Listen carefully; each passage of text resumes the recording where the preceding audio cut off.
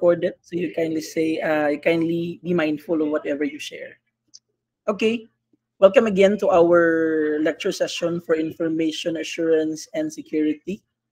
Let's have first our what do you call this one, demonstration on cryptography muna for modern cryptography. So, di ba I mentioned already na in our during our one of our discussions, wait muna.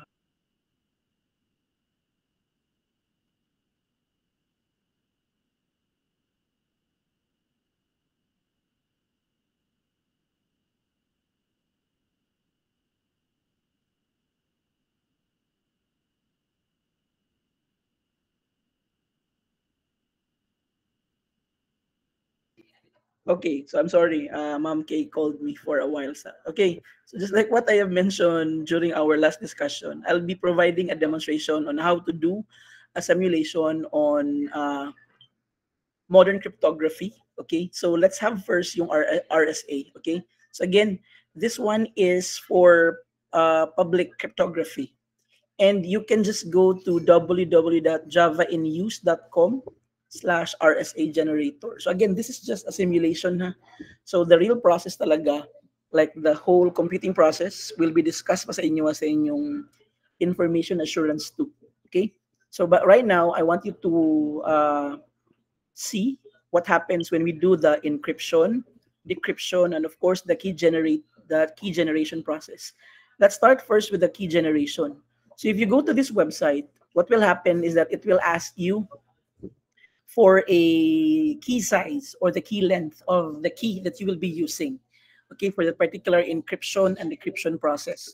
So for RSA, you are to choose between 512, 1024, 2048, or 3072, or 4096. Always remember that the longer the key length, the more it, di ba? Yan yung ano natin. Now, let's try to have muna a 1024, okay? So, technically speaking, when you do the key generation, you'll be provided with two keys. You'll have the public key and then for the private key. So, since this is a, what you call this one, this is a public cryptography type, yung RSA natin, yung public key will be used for encryption. The private key will then be used for decryption. Okay? So I'll click muna generate keys. Okay. So ito yung keys natin for public key and then this one naman is for private key. Remember, when you do the simulation, kailangan po niya ng internet. Okay? Kasi nga it's online. Okay? So let's copy muna the public key, the public key, for example. And then I'll try to decrypt muna. On this part here, you have here RSA encryption. And then on the other side, you'll have the RSA decryption. So ito yung first process natin. It will ask for a plain text. For example, love is like assault. Am I correct? Joke lang. Okay, love is like assault, for example. That will be our plain text. Kasi si Salt daw yung medyo trending daw ngayon. Now let's enter. You can have it here. You will be provided with an option whether to use a public or a private key. But for our example, during our discussion, we use public key for encrypting, di ba? So we will use this one. Ito yung gagamitin natin. So we'll just copy this, paste it here, make sure that the cipher type is under RSA, the basic RSA, and then you also have here the key type, which is public key. After that, you just need to click encrypt and ba't nangyari? Bakit naka-null siya, guys? Wait muna, ha? Oops. I'll just refresh muna my ano. It's 1024. Generate natin yung keys. Sometimes talaga nagiging ganito. For example, love is blind. Something like that na lang. Diba? We'll have the public key, tapos encrypt natin. Oh, ba't nagiging null? Sige nga. Let's have the other way around. Let's have the private key instead. Tama ba ako? Yeah. And then, let's have the private key. Tapos encrypt natin. Ayan. Sige. Parang the other end pala ito ng ano. Sige. Let's use muna the private key. And let's try to see if it will be able to decrypt this one. So we have the private key. and then you have it here. So this is now the encrypted message. Again, our plain text is love is blind, and we are now using the private key, okay?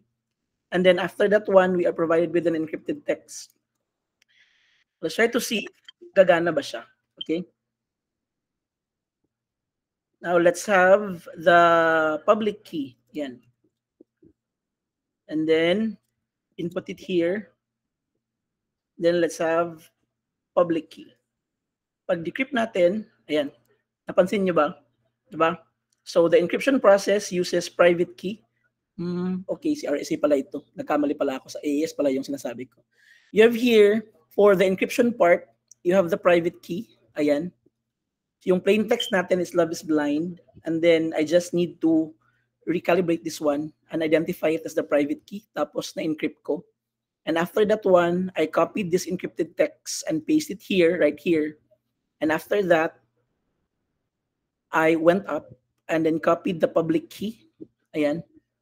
And after that one, I tagged it as a public key and then I tried to decrypt it. And obviously, from plain text na love is blind, diba? Love is blind na plain text, naging encrypted. After that one, bumalik din siya sa pagiging plain text. So that's what happens. Okay? So again, the process of encrypting, yung ginamit niya is private key. And then on the other way around naman, yung pag-process ng pag-decrypt ng message, ginamitan niya ng public key. Okay? Am I clear on this one? Sige daw, be. Give me a thumbs up if you got the concept for the demonstration. If medyo hindi okay, kindly tell me. Or you want me to demonstrate it again. But it's just simple. Again, this is kasi InfoSec 1 lang ito. I'm just doing the demonstration about it. Yung process talaga ng computing process talaga will be discussed during your InfoSec. Yung paano, usually sa InfoSec 2 kasi is that, di ba dito, we just copy and paste it. Sa InfoSec 2, itong love is blind, talagang kunin natin in a manner na kung paano ba ginawa ito. This part here. Di ba? So yan yung sa InfoSec 2 natin. Now, if you don't have any other question, I will now proceed with our next topic, which is the last topic before I will give you your midterm exam. Okay. Let me get first my Google slide. So this is already the 5th lesson we had for our information and assurance 1. So medyo mahaba na yung topics natin, di ba? Okay. Can you please confirm if you can see my screen, guys? I'm sharing a slide right now. Kindly give me a thumbs up if klaro ba or nakita ba. Okay, very good. So again, this is our last topic for before midterm exam. We will be doing hashing and digital signature. So technically speaking, the encryption process is different from the hashing. Kasi si encryption, yung ginagawa niya is that it deals with the plain text. Si hashing naman, it deals with the problem on authenticity or integrity. Integrity tapos authenticity. Like dito ba talaga, or is the file being transmitted to you really the same file that was given by the source? Yan yung question that is being addressed by the hashing. Okay? So in hashing, you provide an input or a document to a one-way hashing function. Ibig sabihin, hindi siya plain text yung binibigay natin. Binibigay natin either a document, an image, basta it's a file. Okay? So it actually uses one-way hashing function. Ibig sabihin, wala siyang return back bitaw na process. So this document, this function generates a fixed size message digest or a summary as the output. Can you look at the diagram? Diba? So you have the document, you have the one-way hashing function, and then yung output niya is yung message digest. Now, a key point to understand is that you can provide a document of any size. It can be small or large in file, but the output size of the message digest remains fixed or the same. Okay, kahit na it's 1 MB, 2 MB, 3 MB, yung size pa rin ng message digest will still be the same. Dependent yan on the hashing function na gagamitin mo. Another important aspect of hashing function is that yung sinabi ko kanina, it's one way. Okay? So if I give you the message digest it is impossible to reverse the hash function and obtain the original document. Okay? So hindi siya, kumbaga, wala siyang vice versa na process. So this property of hash functions is of critical importance. It should be impossible, can you remember this one? It should be impossible to recover the original data or file by reversing the hash function. Okay? Another key characteristic of hashing is that different input documents should generate different hashes. This means that different inputs should lead to different outputs as well. Okay, like for example, you have a Word document.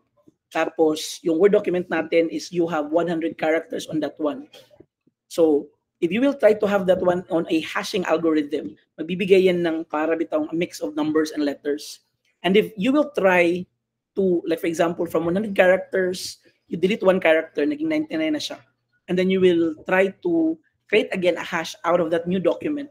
Yung mangyayari is that yung hash na binigay natin on the second part will not be the same on the first one.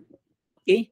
Now, if this does not happen, for example, if two different documents or input data produce the same message digest, then we have a collision.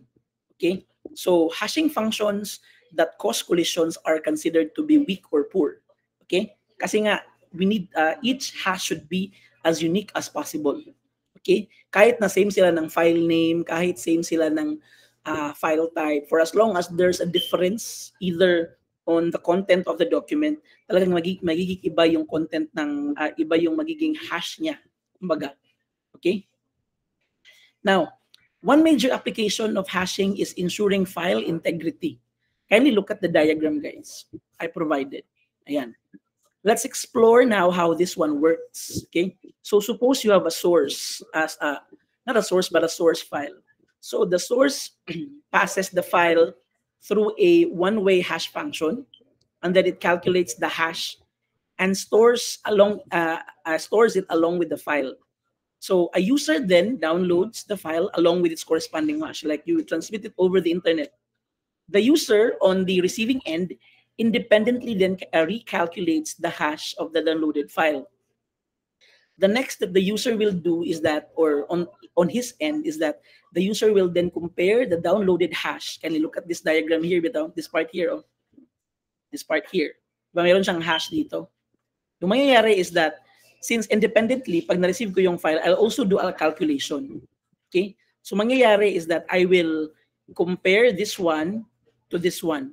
Now, if this is correct, for example, it means there's an integrity. Like, if they're of the same bitaw, ito, tapos ito, same sila, it means that's good.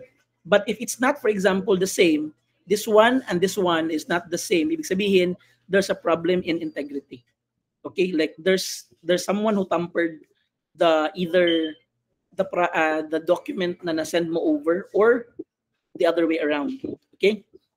Again, so if they do not match, it means that the file has been compromised and its integrity can no longer be trusted. Okay? That's the time na dayon that they will work things out. They will make some revisions on the process and maybe on the transmission part. Okay? That's for hashing, particularly on file integrity.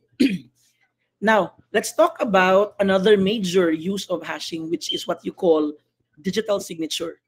So similar to traditional signatures, yung ginagawa natin bitaw, digital signatures also provide authenticity of the message. Diba, remember when you affix your signature, it means you agreed on something, or this one is true, this is correct, diba? So this means that if someone digitally signs a document or data, they assure that the file genuinely originates from them. Okay? Let's examine how digital signatures work and how they leverage hashing. Kindly look at the diagram here, guys. Diba? It's actually the same bitaw with the file integrity, but this one, it now uses the process of yung ginagamit natin sa encryption bitaw. Diba? Bakit siya tinatawag natin na upgraded version on hashing? It's because of this part here.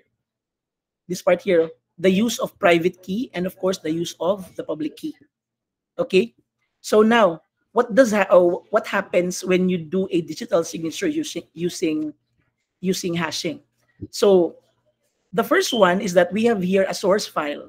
Okay, the source entity calculates the hash of the file, but this time it tries to sign the hash using the private key. Okay? This signed hash is now stored along with the file.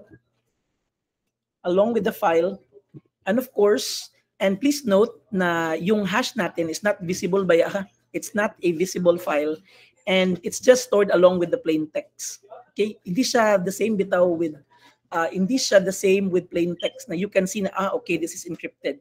Yung hash natin is that it's not visible on your end. Okay? So it has been encrypted or signed using the private key of the source, and this part here is now called as the digital signature because only the source has the access to the private key.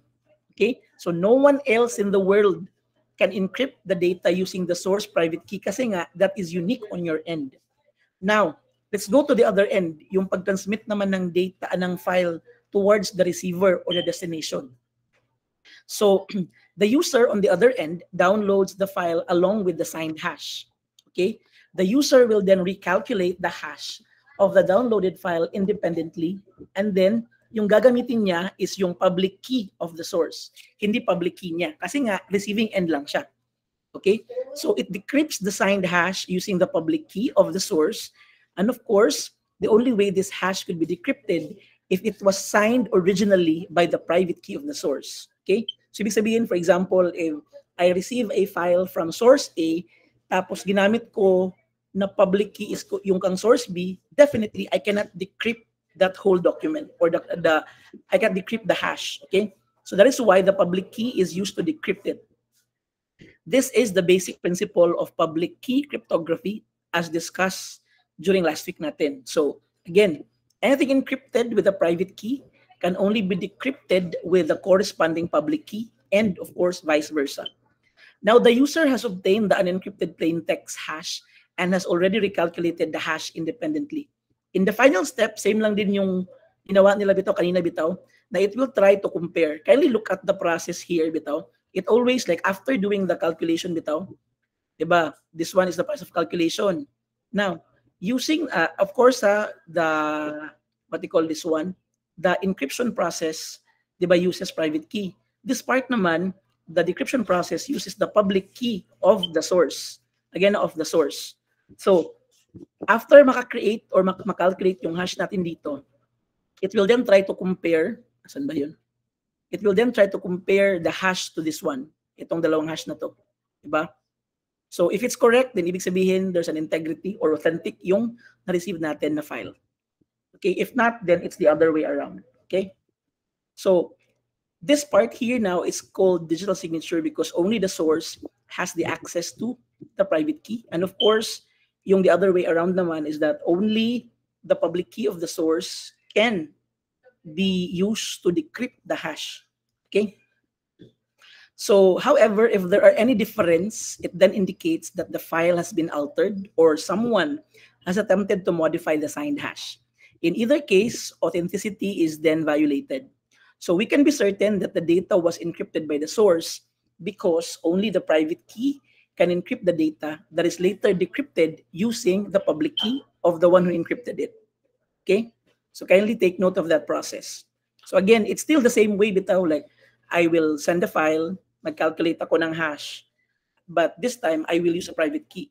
On the other end naman is that ipapadala ko yung file, magko-compute si end user, yung receiver niya ng hash kumbaga.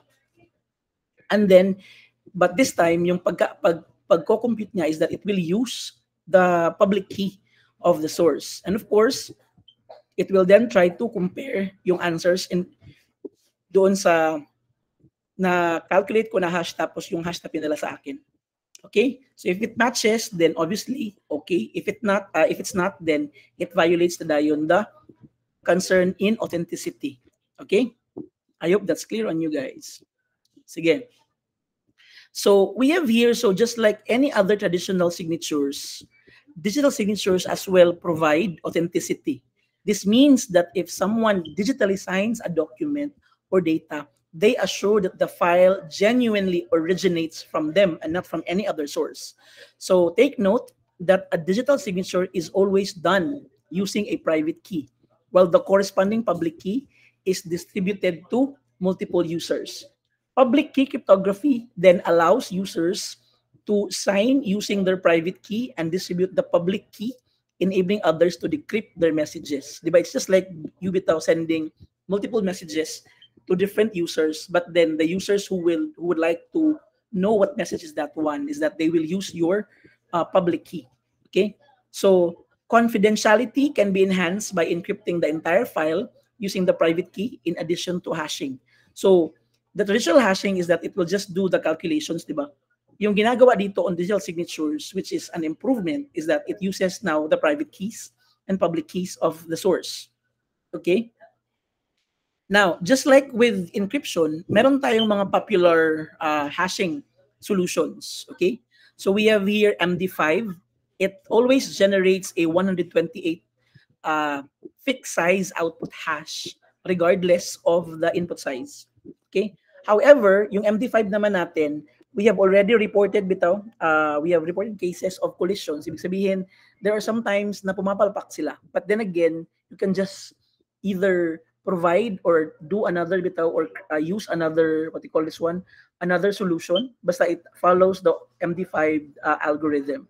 So, this means, ang nung ibig ko sabihin ng collisions bitaw, yung report cases, there were incident na two different inputs and then it just generates bitaw the same message digest or hash. Okay? So another alternative also for hashing is yung SHA. Okay? So technically speaking, yung SHA, since siya yung nauna, it's considered and evaluated as weak and it's no longer used.